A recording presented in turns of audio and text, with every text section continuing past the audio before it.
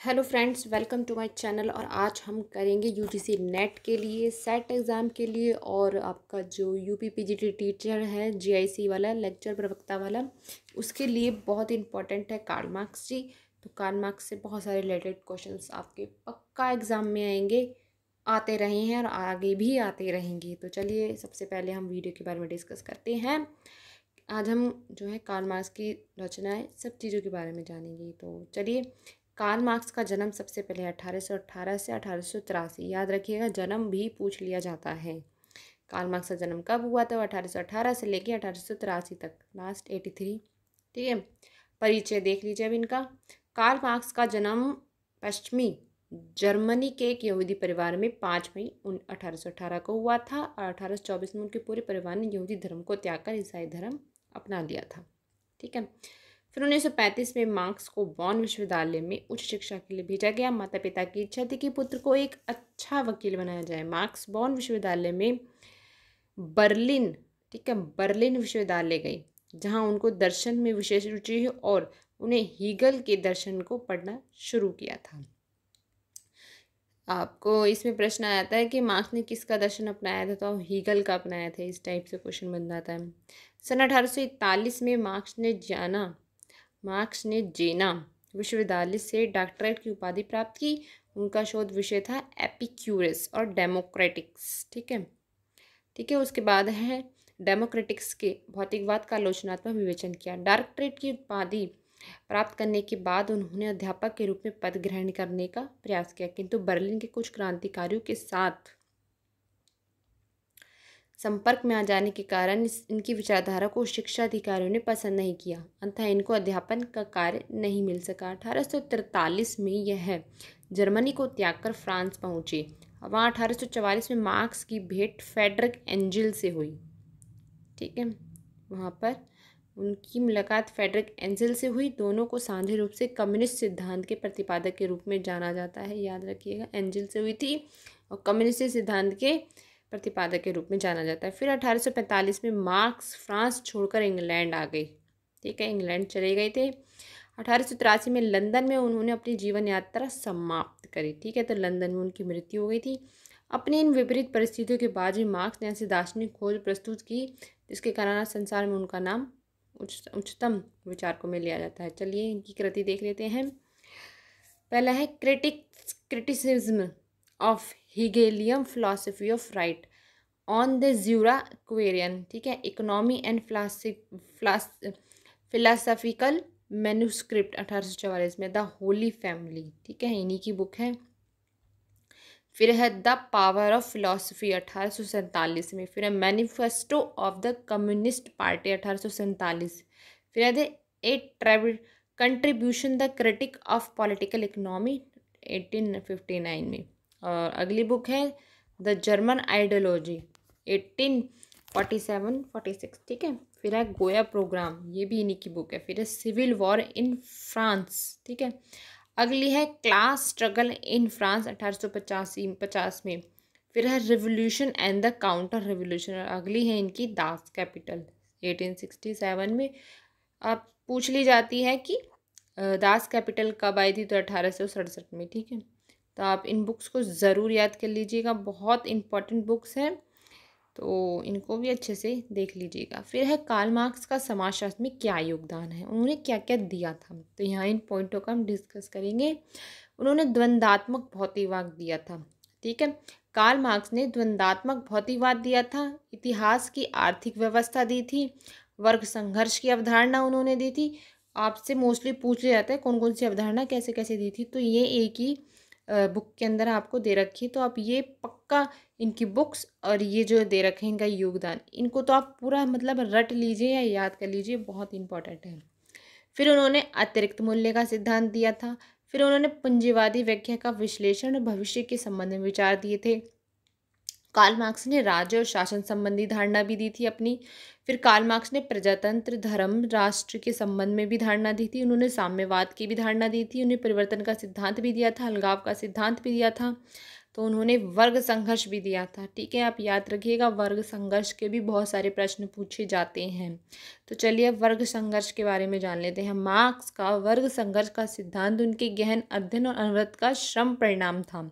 Marks ने अपने समाजवाद में अर्थशास्त्र, राजनीतिक शास्त्र और समाजशास्त्र पर जो कुछ लिखा था उनका संपूर्ण संदर्भ वर्ग व्यवस्था पर विश्लेषित था। ठीक है, तो उन्होंने वर्ग व्यवस्था से रिलेटेड चीज़ें लिखी थी अपने सारे करियर में। अर्थशास्त्र, राजनीतिक शास्त्र, सब कुछ मतलब उन्होंने गहन अध्ययन करने के बाद तो उन्होंने वर्ग संघर्ष पर ज़्यादा जोर दिया था। ठीक है, उनका संपूर्ण, ठीक है, उनकी पुस्तक देख लीजिए, उनकी पुस्तक दास कैपिटल की शुरुआत ही इस कथन से है कि अभी तक अस्तित्व में रहे समाजों का इतिहास वर्ग संघर्ष का इतिहास से पूछ लिया जाता है कि वर्ग संघर्ष का जो इनकी अवधारणा है किस बुक में दी थी, तो दास कैपिटल में दी थी, याद रख लीजिएगा।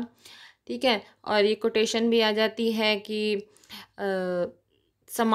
समाजों का इतिहास वर्ग संघर्ष का इतिहास है, ये किसने कहा है, तो कार्ल मार्क्स आ जाएंगे। अर्थात मानव के अस्तित्व के बाद जितने भी समाज रहे हैं उन सभी समाजों में वर्ग रहे हैं। ठीक है, मानव के जब भी मानव का अस्तित्व मिला है, जब भी मतलब लोगों को ये महसूस हुआ है कि मानव का एक समुदाय है, उसका कोई अस्तित्व है, ये जब ज्ञान आ गया है तो उसके बाद समाज में सभी समाजों में वर्ग रहे हैं, सभी समाजों में वर्ग पाए जाते हैं, चाहे वो कोई भी हो।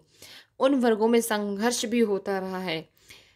यह वर्ग संघर्ष मालिक, गुलाम, राजा, प्रजा, जमींदार, कृषक, पूंजीपति, श्रमिक वर्ग के रूप में रहे, क्योंकि जो मालिक होते हैं वो क्या करते हैं, वो अपने गुलामों के साथ गलत करते हैं, मालिक वर्ग, तो उससे क्या होता है, वर्ग संघर्ष उत्पन्न होता है। ठीक है, वर्ग संघर्ष उत्पन्न होता है। चलिए आगे बढ़ते हैं।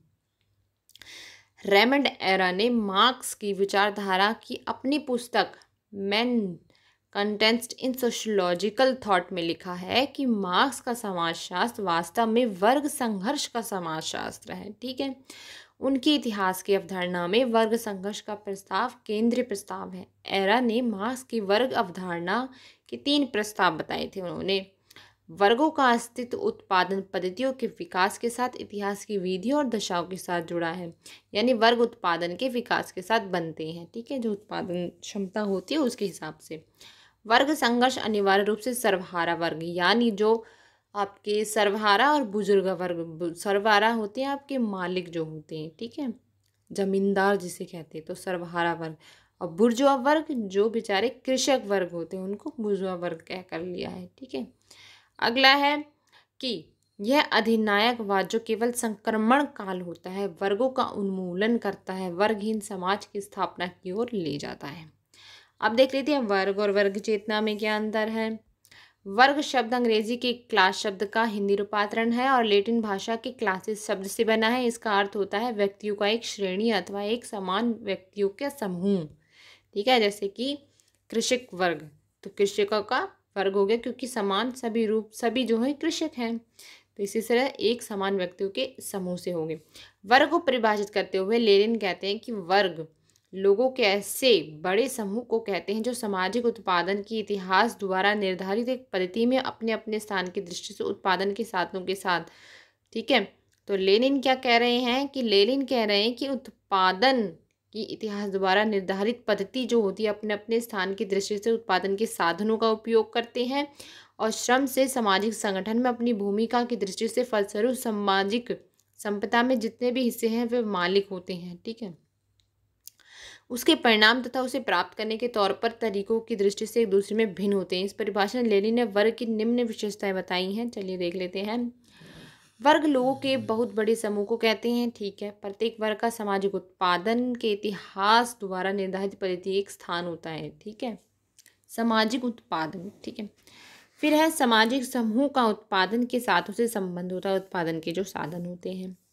अगला है धर्म के सामाजिक संगठन में उनकी भूमिका होती है। ठीक है, ठीक है, धर्म के सामाजिक संगठन में जो उनका संगठन होता है उसमें उनकी भूमिका होती है। फिर है प्रत्येक वर्ग का सामाजिक संपदा प्राप्त करने का अपना एक तरीका होता है। मार्क्स कहते हैं कि इतिहास में जब तक जितनी भी सामाजिक व्यवस्थाएं रही हैं उनमें संपत्ति का वितरण, समाज का वर्ग और श्रेणी में विभाजन इस पर निर्भर करता है कि समाज में क्या और कैसे उत्पादन होता है और कितना उत्पादन होता है, उसका विनिमय, इसका मतलब बांटा कितना जाता है। मार्क्स वर्गों का आधार सामाजिक या धार्मिक नहीं मानते। उनके अनुसार वर्गों का आधार आर्थिक रहा है। उन्होंने आर्थिक रूप से जोर दिया है।